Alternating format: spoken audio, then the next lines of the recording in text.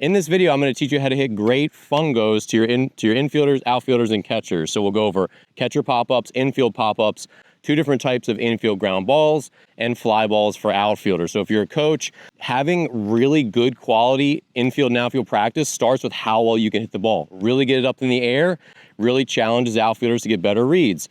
Getting lots of different hop types on ground balls challenges your infield to read those hops and to move through them, and with different types of velocity, right? Different hard hit ground balls, weak hit ground balls, ones they can charge, ones they have to move laterally with, all that sort of stuff. So as a coach, continuing to learn and grow with regards to your fungo hitting skills is super important. So we'll go over all those in this video today. Now I do need to mention this is a partner video with Hakuso Bats. Hakuso sent me their Spark Fungo, which is really beautiful. It's actually a combination of two different types of wood. So it's durable but has some flexibility. I really enjoyed using it, and it's really beautifully made. So definitely check out in the links in the description, Hakuso Fungo Bats. And before I demonstrate, one really important tip on fungos: look where you want the ball to go, not always directly at the fielder. This is something that I struggle with. If I'm hitting into the outfield and say I'm hitting to my center fielder and I want to hit it where, 20 feet away from them, so they have to run over and make a running catch. Too often I'm staring at my center fielder when I hit it, and guess where the ball goes? Right at the center fielder. This is kind of like riding a bike, like a mountain bike. If you're on a trail and there's a big log right in the middle of the trail you're trying to avoid, everyone says don't look at the log, look where you want to go. Look at the route around the log. It's the same thing when you hit a fungo. So if you're struggling where you always hit everything right at the third baseman and they're not challenged going left and right, make sure you're looking to the spot you want to hit the ball, not the fielder you're trying to hit to. All right, first tip when you're hitting fungos to your team: do not swing the bat one-handed. I see this all the time with coaches where they toss it and they hit it.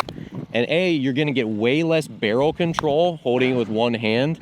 And B, you're not going to get nearly as much oomph and bat speed into it. Get comfortable creating a consistent toss where it's always going to be in the same spot. This is a huge part of hitting good fly balls.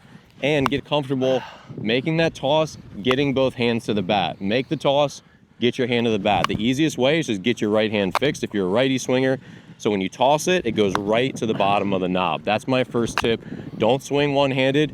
Get comfortable putting yourself in a good position to make a two-handed swing. My second tip for hitting better fly balls and fungos in youth baseball is choke up on the bat. Don't be afraid to choke up. If you have a full-size bat especially, this is a Hakuso Fungo bat, I'm still gonna choke up on this one.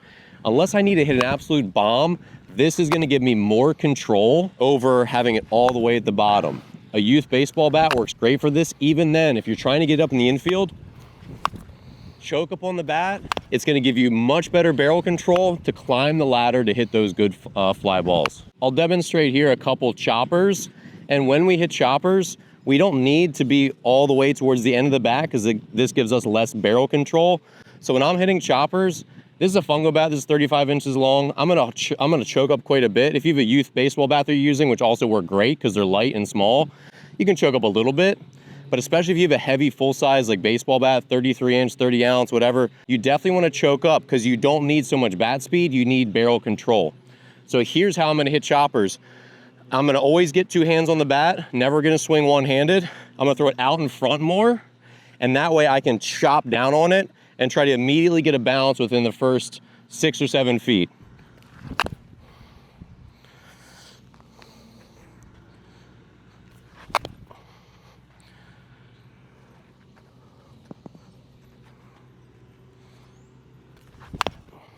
So now that's gonna give my infielders a chance to practice reading those hops, getting the short hop, getting the long hop, all that stuff. So there's always a place, even though those aren't the most difficult from a speed standpoint, those ones are gonna build those technical skills of which ones they have to charge, which ones they have to then wait, get the long hop, get the short hop, whatever it is, and avoid at all times that in-between hop. So the second type of ground ball, I wanna hit a harder ground ball. Now there's two ways to accomplish this. Number one, we can hit our ground ball so it's in the air for a little bit so it carries some of the grass, because otherwise the thick grass is gonna really slow down.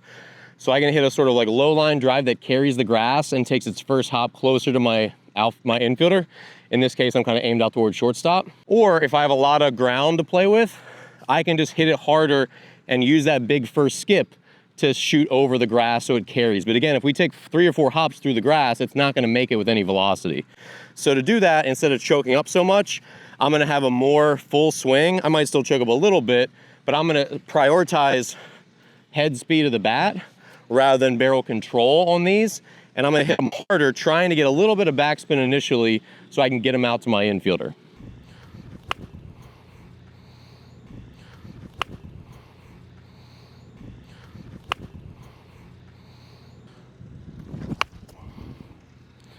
So you can see how the grass really kills that one. You can see I was still trying to hit the center or the slightly on the bottom of the ball to get a little bit of carry through the infield, but it's not a big deal. If you can bounce them over here with authority, then you can do that as well. All right, so big thing to know when you're hitting catcher pop-ups or infield pop-ups, they're basically the same mechanics. Typically when you mishit a catcher pop-up, you're gonna send it into the outfield or into the infield. So a lot of times if you wanna give your catcher some work, it makes sense to just do it within the context of like, hey, we're gonna do pop flies in the infield. So get all my infielders here and the catchers, and then your goal is almost to hit a catcher pop every single time, knowing that you'll mishit it and spread them around the field. That's at least was one of my techniques when I was still being a head coach of different teams. That way we get a lot done. I could just rapid fire, and if I didn't hit a perfect catcher pop-up, the pop-up didn't get wasted because my infielders were there to catch it. Sometimes you'll hit them backwards when you're trying to hit a catcher pop-up, but that's a little more rare, especially for beginners. So here's how you hit a catcher pop-up. Number one, you definitely want to choke up on the bat to give yourself a little more barrel control, barrel accuracy. Number two, you're going to need a higher toss.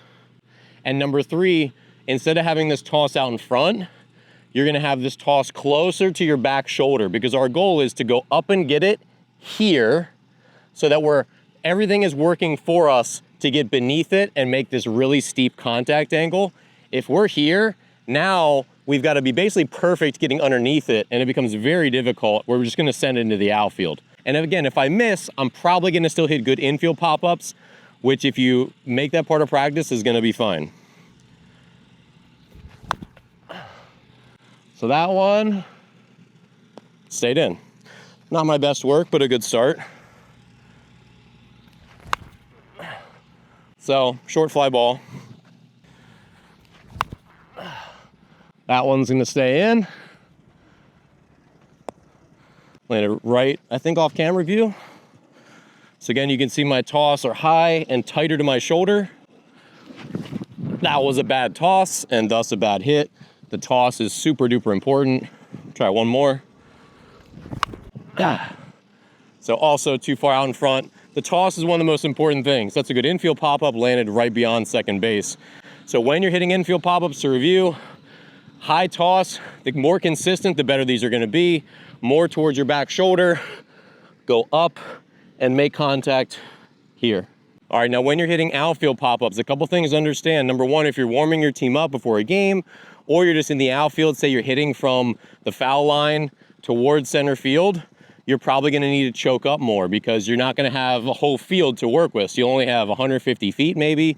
So you wanna try to get height without crushing everything out of the park. So choking up will give you more control to get beneath the ball where you can really sky it in the air without putting so much distance on it, right? So again, choking up gives you barrel control. I have a whole field to work with, so I'm gonna hold it deep here. Toss still matters. I'm gonna make these tosses a little bit higher, but my contact zone is gonna be out in front and about shoulder height. So I wanna make sure my toss reflects that. Almost to the warning tracks. But again, toss is everything. So when I topped a little bit, and we'll do one last one. Pretty kind of in between, got a little bit of top spin, but hit it pretty well. So again, the keys with hitting outfield fungos: toss, put your hand back to the bat, uphill angle, get it out in front, and that's gonna give you the best chance of hitting a quality outfield fungo. All right, so hopefully this video was helpful. Obviously, hitting good fly balls and infield ground balls to your team is super important as a coach. I do not recommend hitting one-handed. Putting a little bit of time and effort into continuing to improve as a fungo hitter is going to pay you dividends as a coach, especially if you're going to do this for multiple years. So a little bit of time spent on the technique early is going to pay off big time in the long run. All right. Thanks for watching. If you have any questions or comments, leave them below. Subscribe if you haven't, and I'll see you here in the next video.